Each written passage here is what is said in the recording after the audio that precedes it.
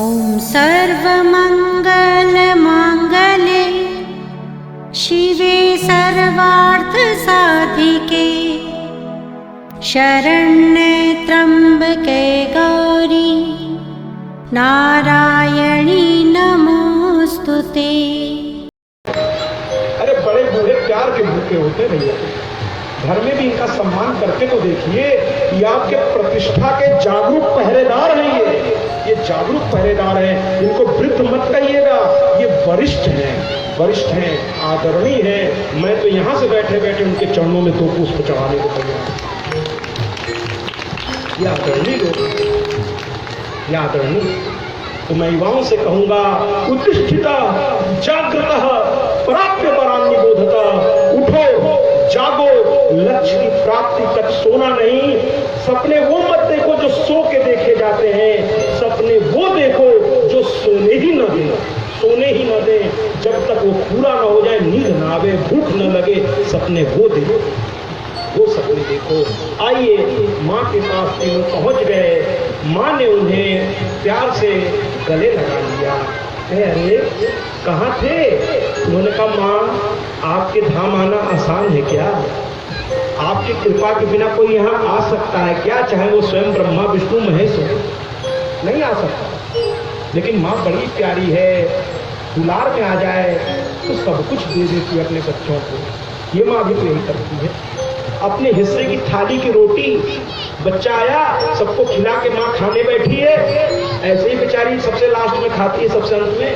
तब तक बच्चा छोटा आया, उसकी थाली से 2 रोटी और खींच ले गया। माँ को कोई चेहरे पे फिक्र नहीं है। कभी पापा की थाली से खींच के देखिए, उल्टा हाथ आया घटाव से। दिन भर का थका आया, खाने भी नहीं दिया चैन से इसका देने, और तुरंत आवाज देकर पत्नी को, इसको ले जाओ यहाँ से। हाँ, मैं कहता हूँ ऐसा नहीं कि वो प्यार नहीं करते, मैं सम्मान करता हूँ, प्यार वो भी करते हैं। लेकिन वो दिन भर पता नहीं क्या क्या झेल कर आए हैं, पता नहीं किन किन तनाव से गुजरे हैं। उनकी मानसिक स्थिति थोड़ी उस तरह ठीक नहीं रहती। जब पिता घर पे आए ना भैया, तो थोड़ा 5 मिनट उसकी सेवा करिए, कुछ बोलिए नहीं। पता नहीं किन किन लोगों से पाला पड़ा है उस व्यक्ति का, वो पूरी दुनिया में आपके लिए। अरे पिता वो है जो स्वयं धूप में रहता है, लेकिन आपको एसी में सुलवाता है। क्या इस पिता को भी प्रणाम नहीं करना चाहिए? आइए ना, जोरदार ताली से इस पिता का भी प्रणाम। स्वयं धूप में रहता है, लेकिन आपको एसी में सुलाता है। ऐसे पिता को जवाब देना तो दूर, नजर उठा के भी नहीं देखना चाहिए। बड़ों के सामने पलके झुकी रहनी चाहिए। आशीर्वाद मिलेगा, आशीर्वाद मिलेगा, और ये आशीर्वाद आपको न जाने कहाँ पहुँचा देगा।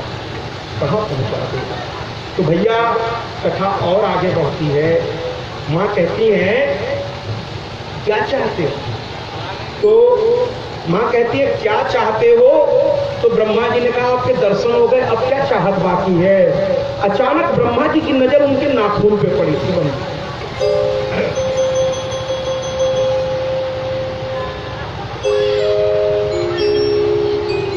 ब्रह्मा जी की उनकी नाखून में जब पड़ी नजर, तो क्या देखा उन्होंने कि सारा ब्रह्मांड उस नाखून में, केवल अंगूठे के नाखून में पूरा ब्रह्मांड घूमने लगा। अंगूठे के नाखून में केवल ब्रह्मांड घूमने लगा। और देखते ही देखते ब्रह्मा, विष्णु, महेश, यम, अग्नि, कुबेर, इंद्र, समस्त देवता एक एक करके उस नाखून में से गुजरने लगे।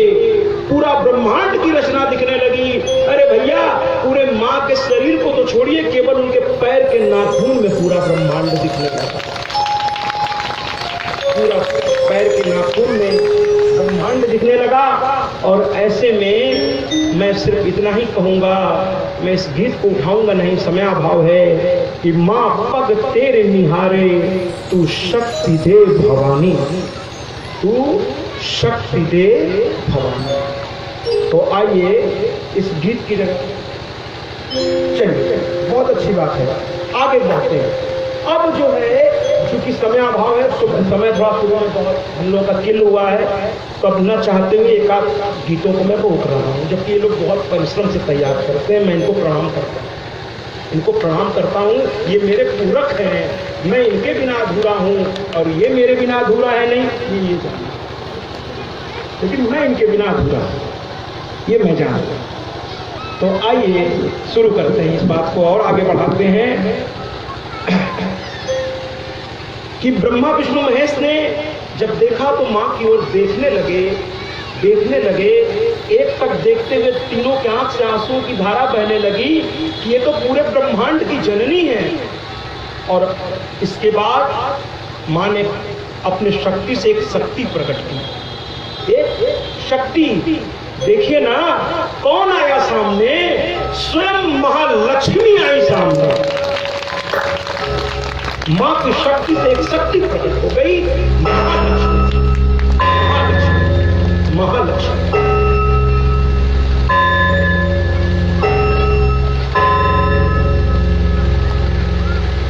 जयकारा शेरा वालिदा बोल साचे दरबार की जय।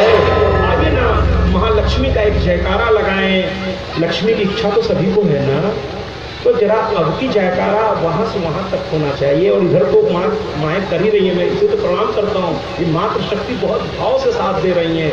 और जानते हैं कल इस पंडाल में क्या होने वाला है? कल का दिन बहुत शुभ है, सबको बताइएगा, पूरे गांव में जाकर निमंत्रण दीजिएगा।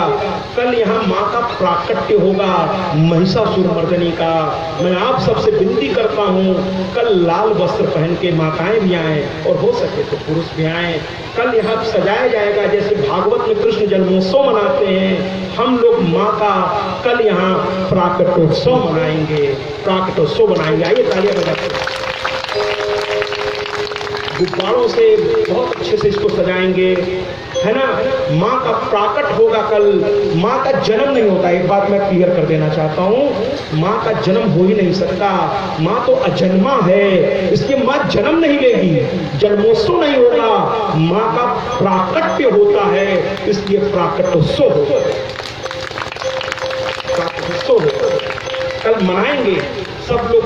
हो सके, माँ को मेरी लाली बहुत पसंद है, लाली मेरे लाल की जित देखूं तित लाल, है ना।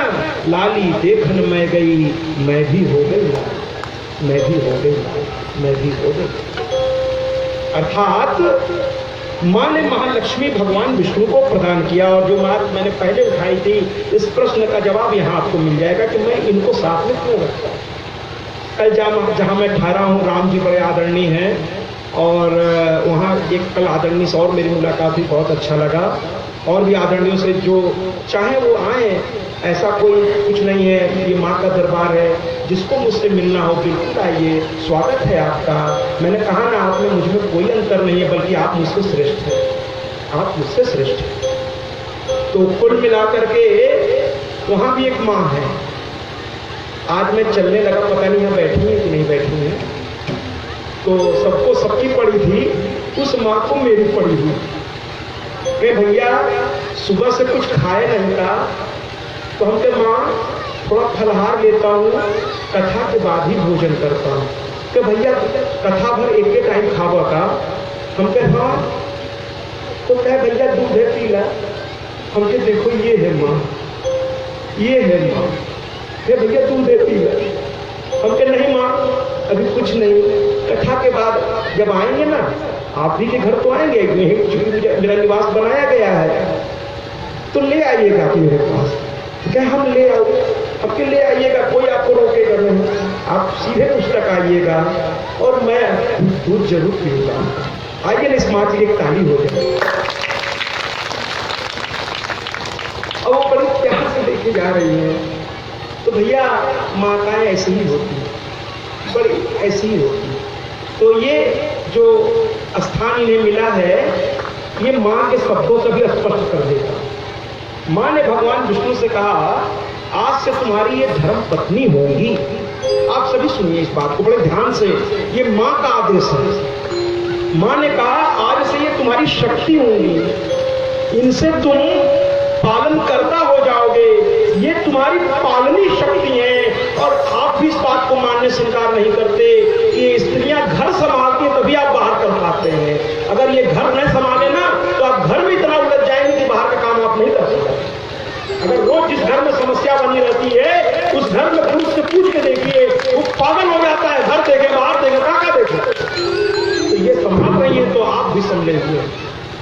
यही मान ने समझाया ये तुम्हारी पालनी शक्ति है, इसलिए कभी इनका अनादर नहीं करना, ये माँ के आदेश है। कभी अपनी धर्म पत्नी का या किसी भी स्त्री का अनादर नहीं करना और पर स्त्री को एक ही रूप में देखना, माँ के रूप में। पर स्त्री दूसरे की स्त्री, वो चाहे उसकी उम्र क्या हो, क्या मतलब है आपको उससे, माँ है वो, माँ है, माँ है, सिर्फ माँ है। और कन्या है तो और अच्छा है, देवी है, देवी है वो, तभी तो कन्या पूजन में उनको आप स्थान देते हैं। तो कुल मिलाकर के माँ का सम्मान है। माँ ने कहा किसी स्त्री का अपमान नहीं। भगवान विष्णु ने सर झुका के स्वीकार किया, अरे माँ आपका आदेश है, पालन होगा, सपने में भी अपमान मेरे द्वारा इनका नहीं होगा। और स्वीकार किया लक्ष्मी माँ ने भगवान नारायण को, और ये माँ के द्वारा रचित हुआ। बोलिए श्री लक्ष्मी नारायण की क्या जोर से बोली भैया। बहुत रिलैक्स मूड में बैठेंगे तो विश्वास कीजिए एक और देवी है जो पधार जाती है बहुत जल्दी, और वो है निद्रा देवी। उनको मत बुलाइए अपने पास, उनको मत बुलाइए, नहीं तो वो आगोश में लेगी ना, तो यहाँ तो ब्रह्मा जी भी नहीं जगाने के लिए, कब आओगे कब आओगे, जान जुदा होगी तब आओगे। मैंने नींद में जाने के बाद आदमी होश में नहीं रहता। तो कुल मिलाकर के माँ ने फिर सरस्वती को आदेश दिया, उनकी शक्ति से एक और देवी प्रकट हुई। आइए देखते हैं कौन है ये है महासरस्वती। महासरस्वती आइए स्वागत करें महासरस्वती। महासरस्वती माँ महासरस्वती। ब्रह्मा जी से भी कहा ये आपकी रचना शक्ति है, ये रचना शक्ति है, जब आप रचना करेंगे तो ये आपका साथ देंगी, इनका कभी अनादर मत करिएगा, कभी अनादर मत करिएगा। ब्रह्मा ने भी कहा माँ जैसी आपकी आज्ञा। और आपको बताएं लक्ष्मी की पहली पूजा किसने की थी? भगवान विष्णु ने स्वयं, भगवान विष्णु ने की थी। एक बार तालियां हो जानी चाहिए। वैकुंठ जब लेकर गए हैं, माँ को बैठाया, अरे अपने से बड़ा स्थान देके देखिए तो ये ऐसी हैं, रो पड़े, रो पड़े, इसका अभिमान इनको नहीं होगा, रो पड़े। ठीक है, कहते ना कि माँ ने जब हनुमान जी को दिया तो क्या कहा, अष्ट सिद्धि पर। माँ ने कहा हनुमान जी को आशीर्वाद देते हुए, ये माँ ऐसी है कि दुलार भी देगी ना तो पिता का सम्मान करना सिखाएगी। कैसे? अष्ट सिद्धि नो निधि के दाता, अजबर दीन जानकी माता, राम रसायन सदा कहो रघो पति के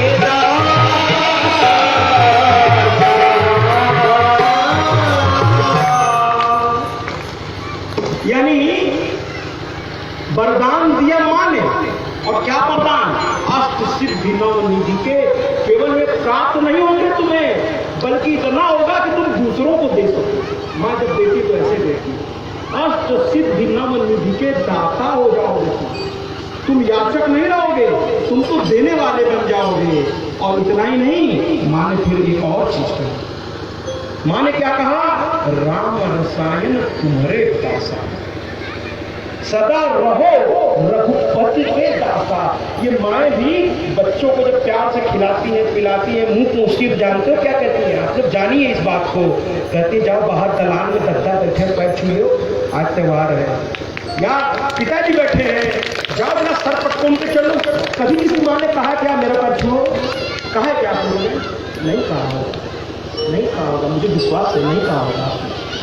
आप बड़ों बूढ़ों का सम्मान करना सिखाती है। यह माँ भी तो कह रही है राम रसायन, राम रसायन तुमके पासा, सदा रहो रघुपति के दासा।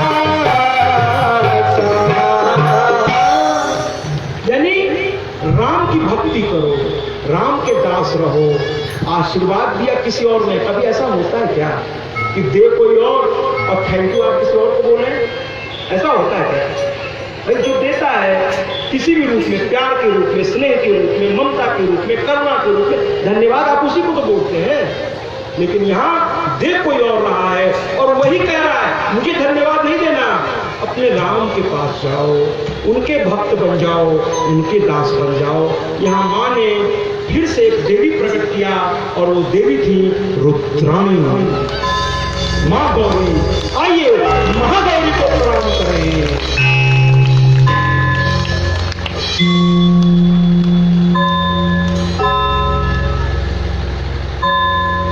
माँ गौरी आइए माँ गौरी को प्रणाम करें। शिव से भी कहा वही बात जो ब्रह्मा विष्णु से कहा, कभी इनका अनादर मत करिएगा। अच्छा एक मजेदार बात आपको बताएं, इस बात को दो लोगों ने माना। विष्णु जी से एक बार गलती हुई, जो कल मैंने कथा सुनाई थी, है ग्रीवावतार। भगवान विष्णु ने थोड़ा सा हल्का सा हंसे और मां क्रोध में आकर के कह दी तुम्हारा सर धड़ से अलग हो जाए। कल की कथा थी है ग्रीवावतार की। भगवान विष्णु को घोड़े का सर लग गया और एक जगह भी शिव भी गलती करेंगे और विष्णु फिर गलती करेंगे। नतीजा क्या होगा? दोनों वहां से अंतर ध्यान हो जाएंगे, उसके चलते वो विक्षिप्त हो जाएंगे। ये कथा आएगी, फिर बहुत कुछ होगा आगे। आइए अभी आगे कथा में बढ़ते हैं। तीनों ने लिया अपनी अपनी धर्म पत्नी को, मां ने आशीर्वाद दिया। चलते समय तीनों को अपना नवाक्षर मंत्र दिया। ऐसे तो मंत्र का उच्चारण खुले समय में नहीं करना चाहिए। मंत्र तो गुरु के मुख के द्वारा कानों में जाता है और उसे मन में ही कहना चाहिए। लेकिन व्यासपीठ से इतनी छूट हम लोगों को मिली है कि हम इस मंत्र को इसलिए बता रहे हैं कि बहुत लोगों को नवाक्षर मंत्र कह के छोड़ दूंगा तो वो समझेंगे नहीं, पता नहीं किसके पास पहुंचेंगे, वो भाई साहब पता नहीं कैसे उसकी व्याख्या कर देंगे। वो तो मैं इतना रिस्क लेने की स्थिति में नहीं हूँ। इस संसार बड़ा विचित्र है, बड़ा विचित्र है। और आजकल तो आप किसी की प्रशंसा भी कीजिए तो उसको पता नहीं किस रूप में ले लेते हैं। अगर कोई गुरुदेव आपसे ये कह दे कि भैया ये मेरा नहीं है, ये आपकी योग्यता है, तो आप भूल के जाते हैं क्या ये मेरी योग्यता है?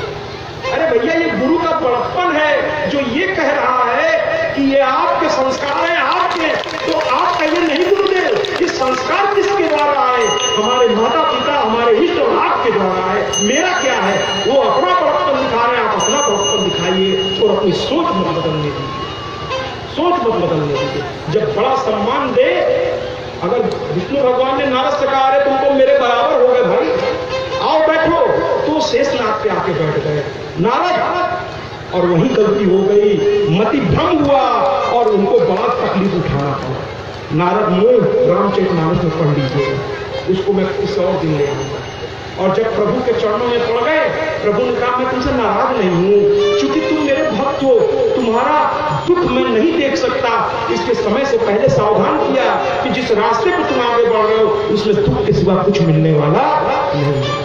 जब आप अपने पिता के बराबर के स्थान पर बैठ जाएंगे, विश्वास कीजिए पिता फिर आपसे बात नहीं करेंगे, मुस्कुरा देंगे, कहेंगे ठीक है अब तुम मेरे बराबर बैठ गया, क्या दिक्कत है, तुम बड़े हो गए ना।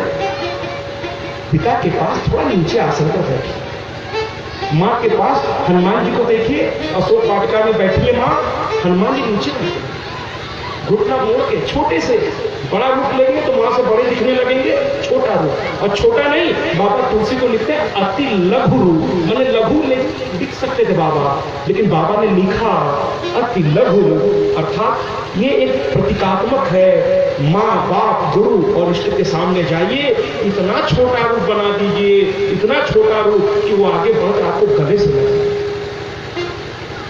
मेरी बात समझिए। आइए कथा में आगे बढ़ते हैं। तीनों को मां ने विदा किया, नवाक्षर मंत्र दिया, ओम ऐं ह्रीं क्लीं चामुंडाय विद्महे। ऐसे मंत्र का उच्चारण खुलेआम नहीं होना चाहिए। ये जो गायत्री मंत्र लोग गाड़ियों में बजाते घूम रहे हैं, क्या ये सही है? बिल्कुल सही नहीं, नहीं सही है। मंत्र का उच्चारण ऐसे नहीं होना चाहिए। माला जपने का भी तरीका है, किस अंगुली से शुरू करना है, इधर से उसका क्रम होना चाहिए। और माला जप माला जो है हमेशा छुपा करके कपड़े के अंदर, दिखावा थोड़ी है। हमेशा कपड़े, आप देखिए बहुत से मालाधारी यहाँ तक कपड़ा बांधे रहते हैं, उनकी माला दिखती नहीं है, जाप चलता रहता है। और उस माला को बहुत से लोग क्या करते हैं, गले में पहन भी लेते हैं। माफ करिएगा, गले में मत पहनिए, क्योंकि उस शरीर से पता नहीं दिन भर में आप क्या क्या करेंगे। अरे उसे पूजा घर में रख दीजिए, उसी कपड़े में बंद कर, गले में पहन के घूम रहे हैं। इसमें तो समयंतक मणि वाली फिर कहानी हो जाएगी जो इसके महात्म्य में है। गले में पहन के घूमने लगा सत्यजीत। उसका भाई प्रसेन मारा गया सिंह के द्वारा। फिर जामवंत जी उठा के ले गए उस मणि को। फिर कृष्ण को आना पड़ा, कृष्ण को कलंक लग गया कि ये मणि लगता कृष्ण ने चुरा लिया, क्योंकि 2.5 भर सोना वो रोज देता था। और 2.5 भर सोना का मतलब जानते हैं, 160 तोला रोज, क्योंकि एक भर माने 20 तोला। 160 तोला रोज सोना देता था वो मणि। सूरज भगवान ने, सूरज देव ने, कृपया शांति, आगे थोड़ा आराम से। तो सूरज भगवान ने वो मणि खुद दी थी सत्यजीत को, क्योंकि वो मित्र भी थे और उनके भक्त भी थे। आइए कथा को आगे बढ़ाते हैं। कुल मिलाकर ये तीनों अपने लोक में आए। सबने अपने अपने धर्मपत्नी की सर्वप्रथम पूजा मां सरस्वती की ब्रह्मा जी ने की, मां गौरी की शिव ने की, और भगवान विष्णु ने मां लक्ष्मी की पूजा की। उसके बाद सारा संसार करने का। अगर आप अपनी पत्नी का सम्मान करेंगे तो किसी की हिम्मत है जो उसे असम्मान से बात कर दे? आप उसके सम्मान के द्योतक हैं, आप उसके सम्मान के पहरेदार हैं। तो उन्होंने सम्मान किया, समाज उनका सम्मान करने लगा, पूरा संसार उनका सम्मान करने लगा। और माँ है वो सबको आशीर्वाद देने लगी, सबको आशीर्वाद देने लगी। इसके बाद माँ ने वहां से अचल शक्ति भेजी, पृथ्वी समुद्र पे प्रकट हो गई और अचल शक्ति भेजी, पृथ्वी स्थिर हो गई। फिर उस पर पहाड़ मानव उत्पन्न किए, पहाड़ कील का काम करने लगे। पृथ्वी को घाट, जैसे कोई चीज आप टांगते हैं तो कील ठोकते हैं, पहाड़ कील की तरह पृथ्वी को स्थिर करने के लिए बनाए गए। इसीलिए पृथ्वी का एक और नाम पड़ा, जैसे मेघ फैलने से उसका नाम मैंने बताया था कल की कथा में, मेघनी। अब पृथ्वी का नाम यहाँ पड़ा महीधर, क्योंकि पहाड़ों को धारण करती है महीधर, और सब कुछ धारण करने लगी। इसलिए उसका एक नाम और पड़ा धारणी, धरणी जिसको आप कहते हैं। तो ऐसी पृथ्वी का निर्माण और प्रकृति आगे बढ़ी। अब हम कथा को आगे की ओर ले चलते हैं और इस कथा में शुरू करते हैं। जरा सा हम चलते हैं माँ की ओर और उस कथा को थोड़ा सा आगे की ओर बढ़ाते हुए आइए ना चले, जरा सा देखें तो यहाँ क्या हो रहा है। यहाँ क्या हो रहा है, यहाँ एक पिता बड़े परेशान हैं। वो पिता बहुत परेशान है क्योंकि उनके घर में पुत्र की उत्पत्ति नहीं हो रही है। वो जा रहे हैं अपने गुरु के पास, कहते हैं मुझे पुत्रोत्पत्ति नहीं हो रही है, कुछ उपाय बताइए। गुरुदेव कहते हैं कि एक ही तरीका है, यज्ञ कीजिए, यज्ञ कीजिए, पुत्रोत्पत्ति यज्ञ। गुरुदेव ने सरल भाषा में कहा, वरना उस यज्ञ का नाम और विस्तार के साथ शास्त्रों में बढ़ने दे। हर चीज के लिए कुछ न कुछ प्राविधान शास्त्र ने कर रखे। खैर गोविल मुनि को बुलाया गया, जैसे यहाँ देखिए इन आचार्यों को बुलाया गया। गोविल मुनि शाम वेद के अच्छे ज्ञाता थे और साथ ही साथ वो गायन में बड़े प्रवीण थे, गायन में बड़े प्रवीण थे। अब वो यज्ञ शुरू हुआ और बड़े स्वर के साथ उन्होंने स्वाहा मंत्रों का उच्चारण करते हुए स्वाहा स्वाहा स्वाहा स्वाहा स्वाहा स्वाहा ऐसा उच्चारण करने लगे। अचानक उनकी सांस थोड़ी ऊपर नीचे हुई, उम्र हो चुकी थी गोविल मुनि की। सांस के ऊपर नीचे होने से मंत्र का उच्चारण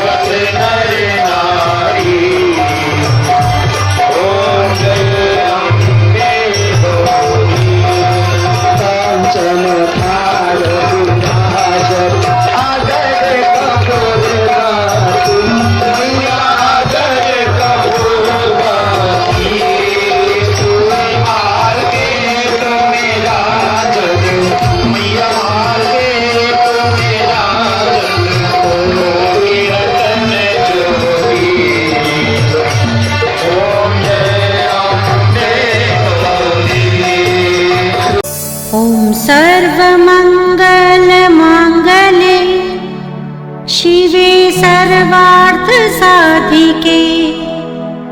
शरण्ये त्र्यम्बके गौरी नारायणी नमोऽस्तुते।